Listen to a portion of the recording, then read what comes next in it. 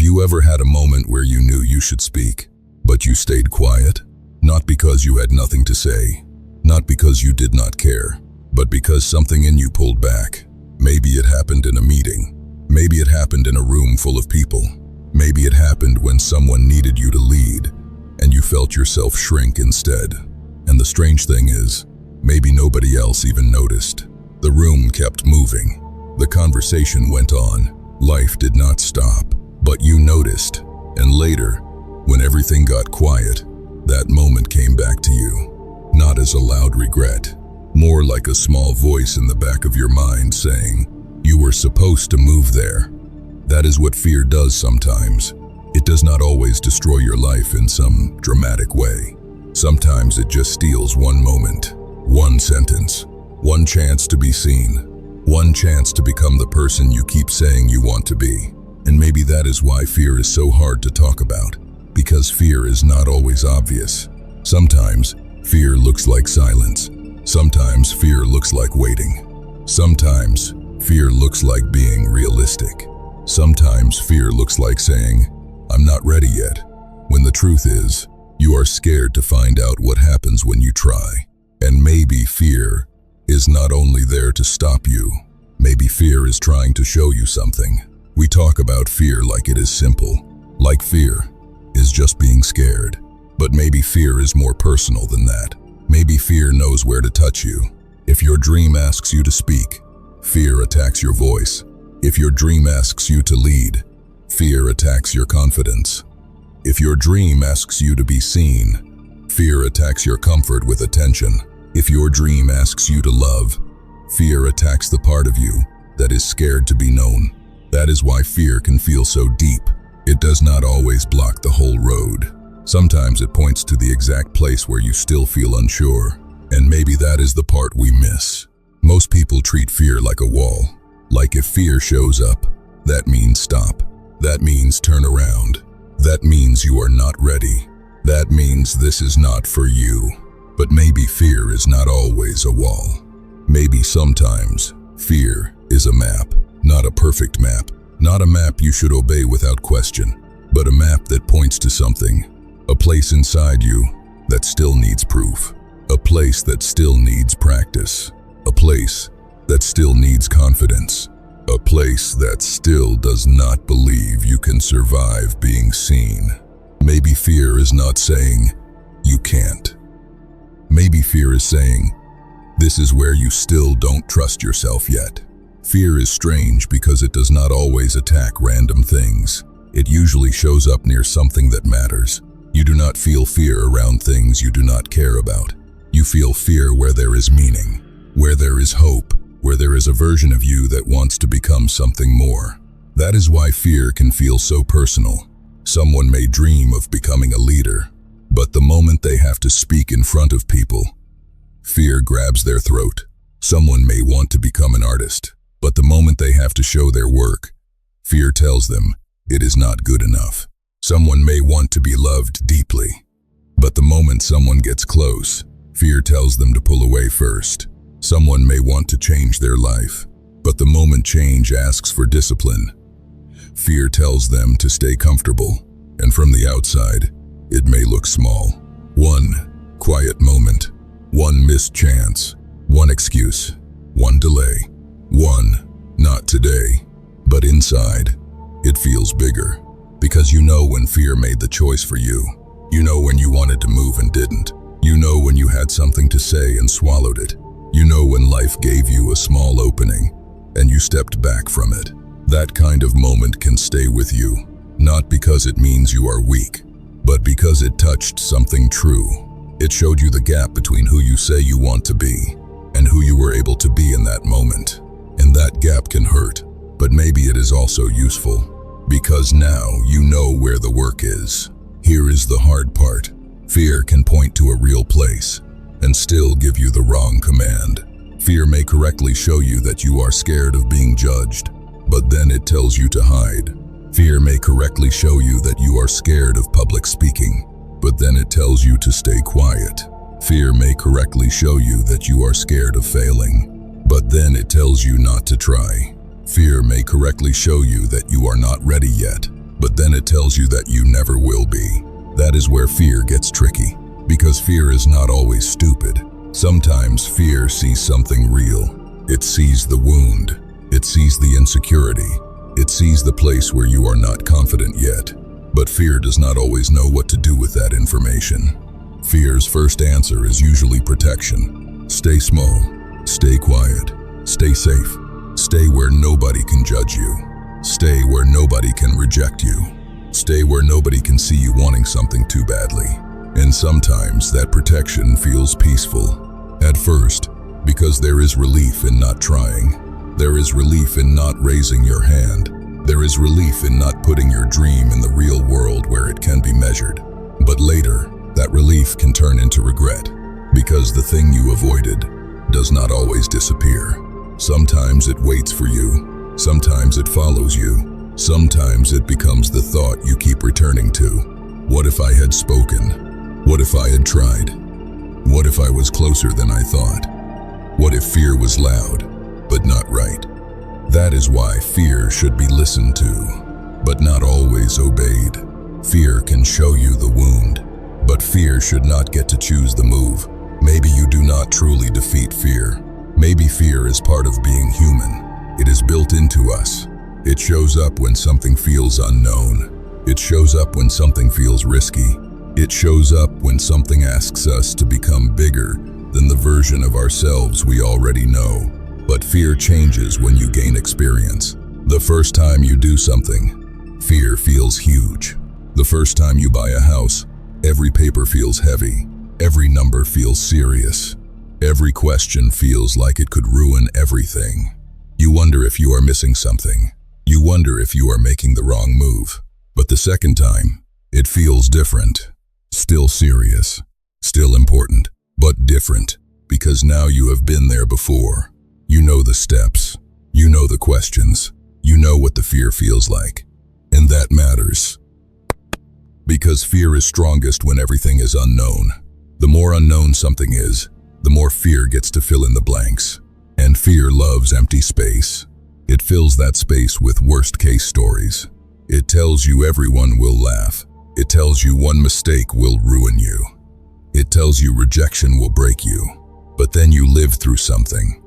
You try, you speak, you fail, you survive, you learn, and now fear has less room to lie. Not because the fear disappeared, but because now you have proof. Proof that you can be nervous and still move. Proof that you can be judged and still wake up tomorrow. Proof that you can fail and still continue. Proof that fear can be loud and still not be the truth. That is what confidence is built from. Not from pretending fear is gone, but from collecting enough moments where fear showed up, and you moved anyway. One of the hardest things about fear is that it does not always leave forever. It changes form. At first, fear says, don't start. Then once you start, fear says, don't be seen. Then once you are seen, fear says, don't care too much. Then once you care, fear says, what if it still does not matter? Fear moves. It follows growth. Every new level brings a new place where you have not built confidence yet. That does not mean you are going backward. It may mean you are touching something new. Sometimes people think confidence means they will never feel fear again. But maybe confidence just means fear does not get the final vote. You may still feel your heart beat faster. You may still feel your hands shake. You may still overthink. You may still hear that small voice telling you to stay quiet. But confidence is the part of you that says, I know you are scared, but we have been here before. That sentence matters. We have been here before. Because fear loses power when it stops feeling new. The first time you speak, fear is huge. The 10th time, it may still be there. But now you know the shape of it. You know it rises. You know it peaks. You know it passes. You know it does not kill you. That is how fear gets smaller. Not because you destroy it, but because you stop treating it like a god. You stop letting it name your future. You stop letting it decide what version of you is allowed to exist. Maybe this is the part worth sitting with. Fear may be showing you the exact place where you need to grow next. If you are scared to speak, maybe your next growth is your voice. If you are scared to lead, maybe your next growth is confidence. If you are scared to be seen, maybe your next growth is learning that attention does not have to destroy you. If you are scared to start, maybe your next growth is learning to move before you feel fully ready. If you are scared to succeed, maybe your next growth is learning that becoming more does not mean losing yourself. Fear is not always the enemy. Sometimes it is the sign that says, this is the room you keep avoiding. This is the conversation you keep delaying. This is the skill you keep hoping you will not need. This is the part of you that still wants to hide. And that can be uncomfortable, because once you see it, you cannot unsee it. Once you know fear is pointing somewhere, you have a choice. You can keep calling it impossible, or you can ask, what is this fear trying to show me? That question changes things, because now, fear is no longer just something chasing you. It becomes something you can study, something you can learn from, something you can face one honest moment at a time. Not all at once, not perfectly, not without shaking, but honestly, and sometimes that is enough to begin. There is a cost to trying, that is true. You might fail, you might be judged, you might be misunderstood, you might find out you need more work than you thought. But there is also a cost to never trying, and people do not talk about that cost enough. The cost of never trying is that fear gets to keep writing the story. It gets to tell you who you are. It gets to tell you what you are capable of. It gets to tell you which rooms you belong in. It gets to tell you when to speak and when to shrink. And after a while, you may start to believe it. You may start calling fear your personality. I'm just not that kind of person. I'm just quiet. I'm just realistic. I'm just not built for that. And maybe some of that is true. Maybe you are quiet. Maybe you are careful. Maybe you do think deeply before you move. But sometimes we use those words to cover fear. Sometimes that's just who I am really means. That is who I became after fear kept winning. That is a hard thing to admit, but it is not shame. It is awareness, and awareness can be a beginning. Because once you see the pattern, you can start choosing differently, not in some huge dramatic way.